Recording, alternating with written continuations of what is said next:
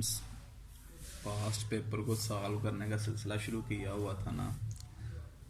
तो last time जब class हुई थी तो हम मेरा ख्याल कर रहे थे 2019 फर्स्ट एनुअल का क्वेश्चन नंबर 6। तो अभी पहले क्वेश्चन को पढ़ते हैं, बाकी सारी कार्रवाई जो है ना उसके बाद पूरी करेंगे। Mister Hasan is a risk averse investor. Risk averse investor है mister Hasan. Approached you for investment advice, और वो आपके पास पहुंचा है आपकी एडवाइस लेने के लिए। चूँकि आप एक्सपर्ट हैं तो उसको नॉलेज नहीं था इन्वेस्टमेंट का, फाइनेंस का, सादा लफ्ज़ों में कह लें तो उसने आपको अप्रोच किया है क्योंकि आप रिसेंटली इन्वेस्टमेंट पे ग्रिप ले चुके हैं। He is interested to make investment of ₹1 million in a portfolio of GL stock and empty stock. उसके पास 1 मिलियन है और वो 2 स्टॉक्स में इन्वेस्ट करना चाहता है पैसों को, GL स्टॉक में, एम्प्टी स्टॉक में। कंपनीज होंगी तो उसकी ख्वाहिश यही है कि ये जो 1 मिलियन यानी 10 लाख रुपए है ना, मैं इन दोनों कंपनीज के शेयर्स में इन्वेस्ट कर दूं। तो वो आपका मशवरा लेने के लिए आया है कि आप बताएं कितने पैसे मुझे GL स्टॉक में इन्वेस्ट करने चाहिए और कितने पैसे जो है ना एम्प्टी स्टॉक में इन्वेस्ट करने चाहिए। From the last 10 year history of these stocks the average return, जिसको हमने मीन का भी नाम दिया था, standard deviation and coefficient of correlation are provided in following table. पिछले 10 सालों का उसने रिकॉर्ड लेके ना दोनों कंपनीज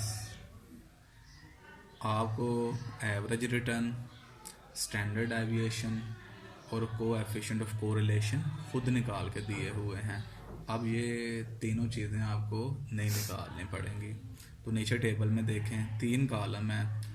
एक में उसने आपको जो चीज़ फाउंड की हुई है ना, डिवाइस कह लें, टेक्निक कह लें, वो निकाल के दी हुई है इस्तेमाल करके।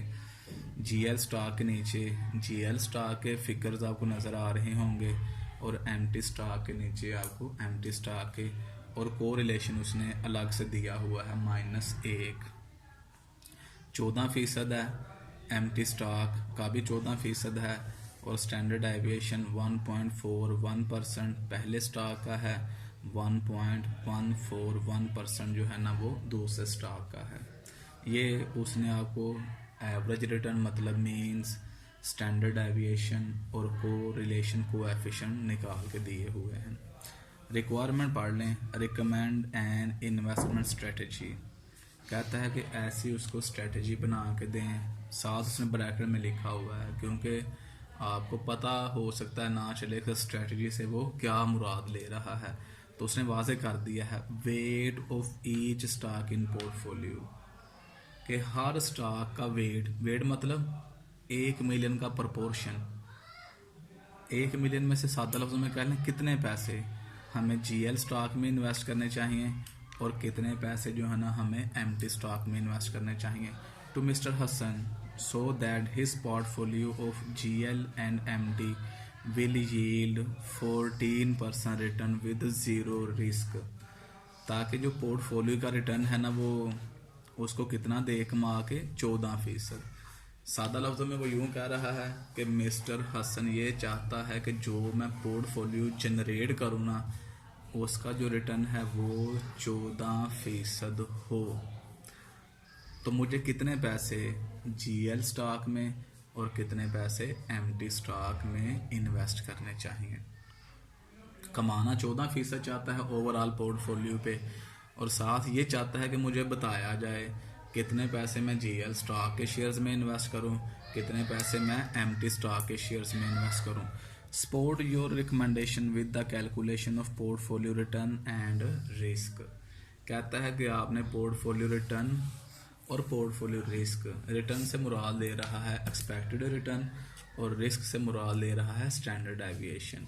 तो कहता है कि आपने अपनी कैलकुलेशंस को एक्सपेक्टेड रिटर्न की मदद से और पोर्टफोलियो की स्टैंडर्ड डेविएशन की मदद से सपोर्ट भी करना है।